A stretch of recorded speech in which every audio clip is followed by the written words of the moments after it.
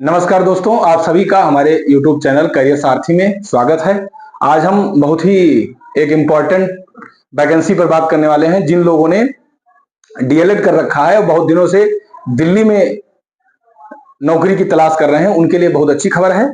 DSSB ने अपना 2025 का पीआरटी का साइकिल जारी कर दिया है, जिसमें 1180 पोस्ट है। तो उसके बारे में आइए हम आपको उसी पर एक एक बात बताते हैं।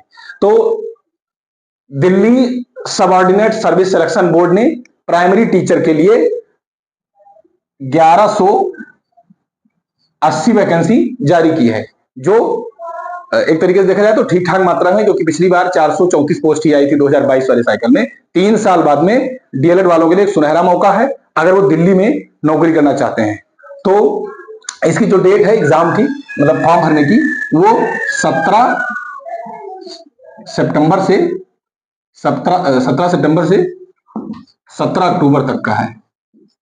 यानी 17 सितंबर से फॉर्म भरना स्टार्ट हो गया है। आप लोग 17 अक्टूबर तक फॉर्म भर सकते हैं।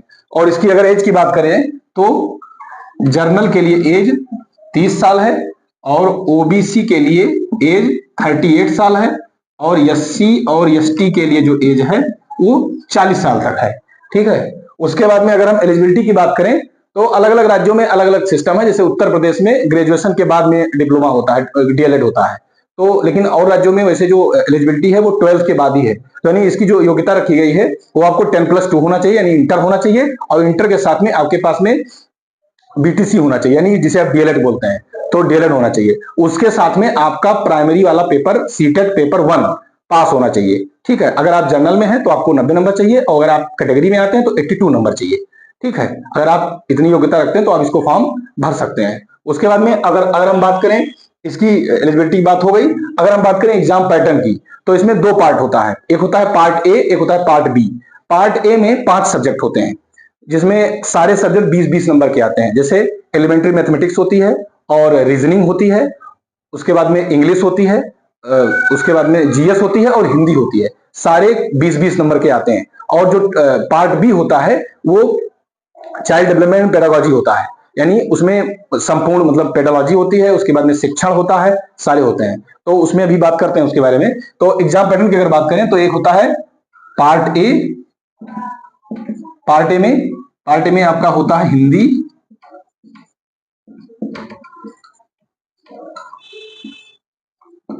इंग्लिश, मैथ, और उसके बाद में होता है आपका जीएस। हिंदी हो गया, इंग्लिश हो गया, मैथ हो गया, जीएस हो गया, और रीजनिंग। ठीक है। तो ये 5 सब्जेक्ट होते हैं, 5 सब्जेक्ट होते हैं। और